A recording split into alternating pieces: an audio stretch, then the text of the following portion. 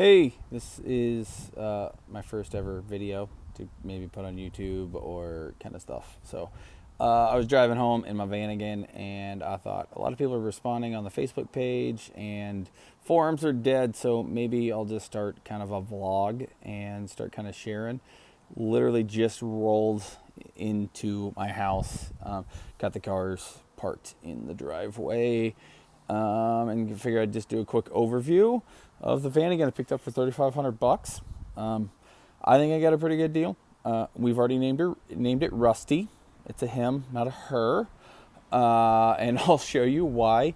This Vanagon's interesting. It's my first Vanagon ever. I've had lots of older Volkswagens, and I'll show you kind of my fleet currently. But it is, my first Vanagon. I've had many 80s, 90s Volkswagens. I love them. But my wife has wanted a Vanagon from the first time I met her and dated her, and I took her to a Volkswagen car show. This is her current daily 2015 Tiguan. Great thing. We put so many miles on it. This was the chase vehicle. I still got to unload my tools I took with me for the ride. My buddy Andrew drove that thing back in the AC in great luxury, while my wife, who actually decided to come with me and was an amazing trooper, rode in the Vanagon. All right, so I'm going to flip the camera, and then I'll just do kind of a tour and walk through everything. And I'm curious what you guys think, if I got a good deal or didn't get a deal. Honestly, it doesn't matter that much to me. We wanted a Vanagon for camping, and so it's just going to be a weekend car. I still think you got a pretty good deal. All right, let me flip it over. And I'm still learning how to do this. Probably gonna have to edit. Totally gonna have to edit those together, and I don't have any editing software. So I think my wife's got a MacBook. We can learn to do this, or I think Apple's got one on the phone. We'll learn together. All right, let me do a quick walk around. My long driveway is on a slope down the hill, so grabbed those and chalked it. I got the e-brake on and it's in gear, but I was like, I can't let that thing roll down. So use those to chalk it. I'll just do a quick walk around. Yeah, I got that rocket box for free, so I'm not sure if I'm going to put it on here or not. But like I said, windows and everything are still open because I haven't even got everything out of it. So you're going to see it all of its glory.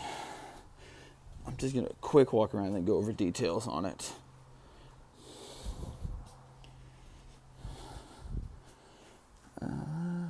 So it's going to be my niece's first car. I'm selling my EOS to her. It funded the Vanagon purchase. So I guess while we're at it, I'll show you my current daily driver. 97 Jazz Blue VR6 true DE car. So also many issues. I'm a glutton for punishment. I don't know why I do this. I love Volkswagens. All right, so story on the Vanagon. Been looking for a while. Found a diesel 82 in Illinois, and that guy sold it out from under me after talking to him for weeks and planning a road trip to go get it. I'm in Tulsa, Oklahoma, by the way. And I talked to the guy. He gave me a really good price on it.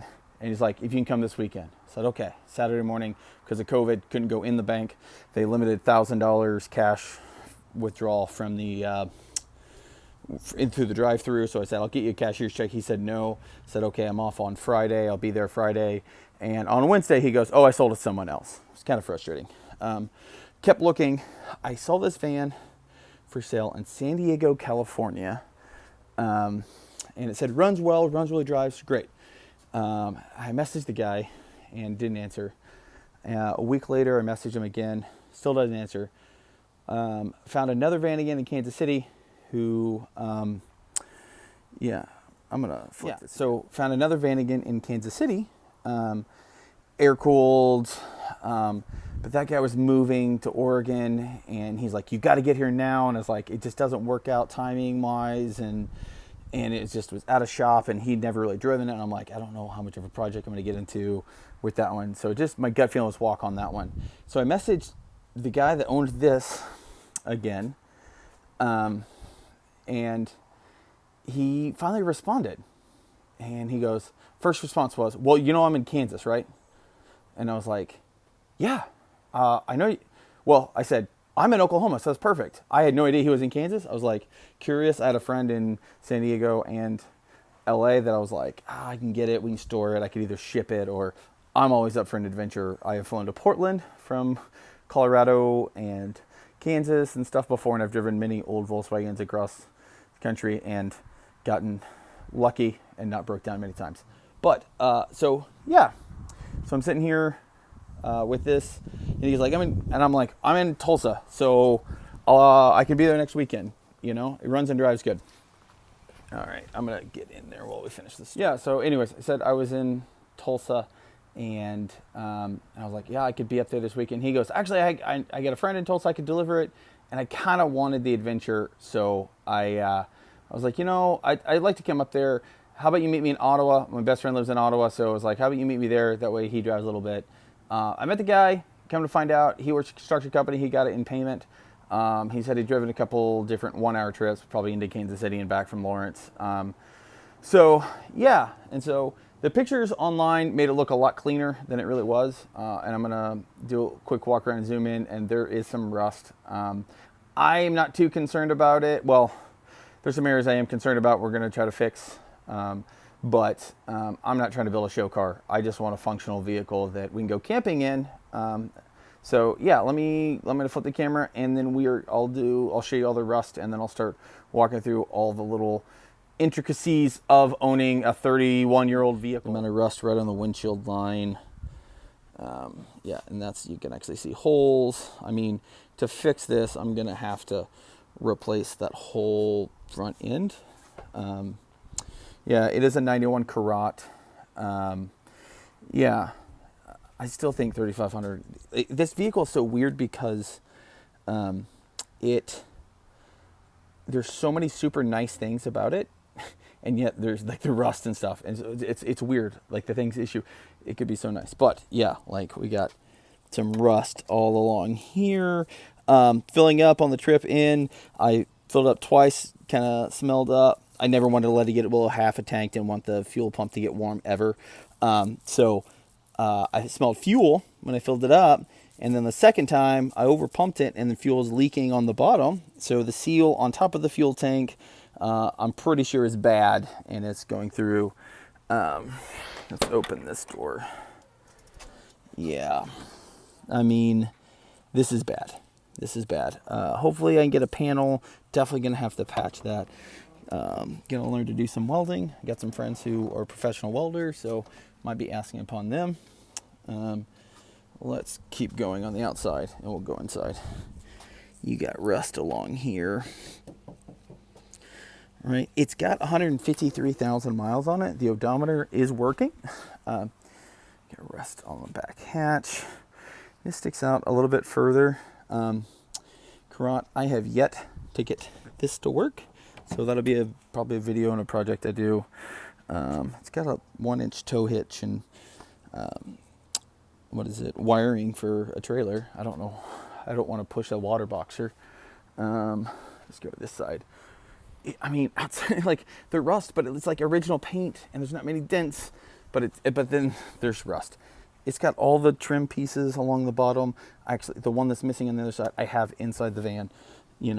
Along here. We got rust. Windows do not work. That was a fun drive. Only using the vent windows, and we'll get into the heater too. This is not coming up. It feels a bit crunchy here, so when I repair the other side, I'm gonna have to repair that. Yeah, windows. Somebody tried to work on them, and they are just hanging. There's actually wiring here. The door guard is. Yeah. The dash is really clean. Well, it's dirty, but no cracks. That's what's crazy about this. Factory AC car, missing the center tunnel. An aftermarket light on there. We'll go inside more. It is like it. So let's go back around and we'll go on the inside.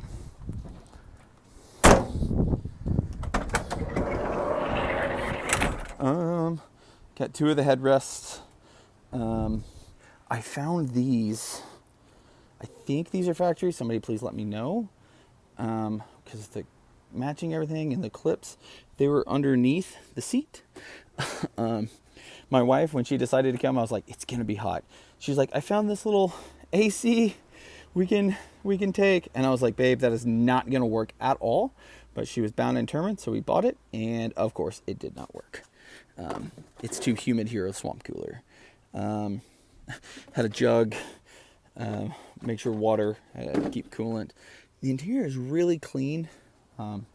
Jump seats, table, like I said, missing the tunnel down the middle. I have a feeling it's going to be damn near impossible to come up with. Long-term plans, I think we're going to try to fab something else up.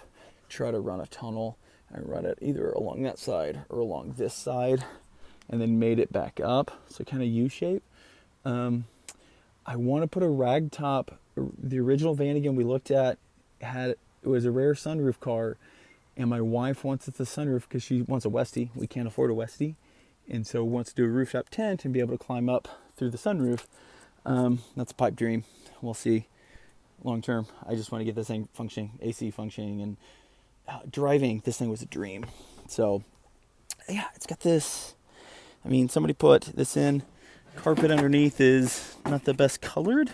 It's pretty discolored, but it's probably moisture from under this, but it's a nice mat. To me, that's fine. Yeah. I mean, stick shift. Let me go in the front. The dash is so nice. Windows do open. It's got the pad back here. Yeah. I haven't got a chance to really check the engine because can't get that open. You know, I know underneath the pad I can lift up and get to it. I'm assuming if I pull that panel right there, I'll be able to get access to the lock mechanism, try to figure out why I can't get it open. Yeah, the table works. It's interesting trying to get, you guys can tell me, try to get underneath it to kind of get it pulled up. It's kind of tight. So the cup holder's missing the bottom. Barely fit that bubbly. Bought that last stop. Needed something cold and flavorful. Aftermarket radio does not work. No idea on that. There's a aftermarket Sony speaker down here if you can see it, and wiring. I'm going to pull all that. Oh, battery. Wrong size battery, so it sticks up. I can't put the chair all the way back. I'm going to have to replace that. I mean, outside of, you know, obviously a lot of little stuff. Oh, the light works. That light worked. I didn't see if that light worked. Tachometer does not work.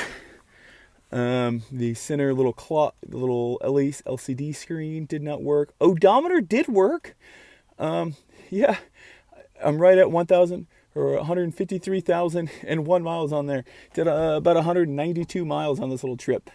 Defrost button is all in there, inside there, and trying to figure these out. This is the fun part. Let me climb up here. So I need somebody to help me understand what all these. This clearly controlled the heater under the back seat, blower on that. This, I did not feel much difference in anything up here. This fan blows really hard, and it controlled that back there, and I'm assuming with the tunnel would have come out up here, and the knob. This top one, trying to get in here. That, you know, it's just missing the top. I kept that off. I don't know, because the blue going down. So max, I'm not sure if that's to the defrost. This one right here, I think, is the issue, because it's blue on that side. Sorry, trying to get a shot. I am not a cameraman at all. I'm not even that great at photos. But you can see when I push it over, release it, it's popping back.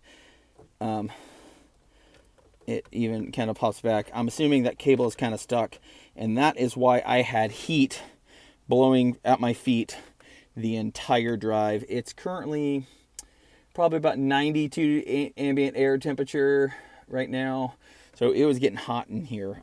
This bottom one, I don't know, you know, what that one controlled. Got to learn all these. Like I said, the radio didn't work. This worked.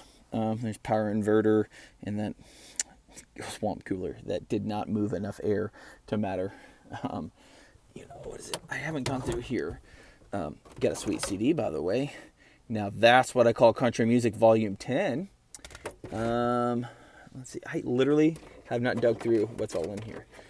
Looks like I got some manuals. There's a couple screwdrivers. Those are always fun to collect. There's some other stuff in there. I'm going to dig around. Let's look at paperwork. Literally first time looking through here. Ooh, I don't want to show too much stuff. This previous seller's registration information. Hopefully you guys didn't see that. Oop. Temporary State Farm insurance card. Original owner's manual. That's nice. Maintenance. 91 maintenance. Kansas City, Missouri. I wonder if this car is originally all KC.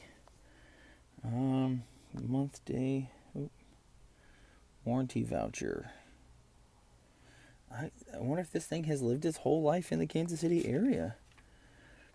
Oh man, number 15, Cunningham Volkswagen. I'm gonna have to look up exactly where that is at. More tax stuff. Don't want to show that. More tax stuff. Yeah, looks like a bunch of tax stuff. Yeah, Missouri automobile insurance identification. Oop, don't want to show all this. So it looks like Cunningham Volkswagen. Yeah, that's kind of cool. So I'll go through all that. Yeah, so this is the van. I will be posting videos as I do work. Obviously, the biggest thing is getting the hatch.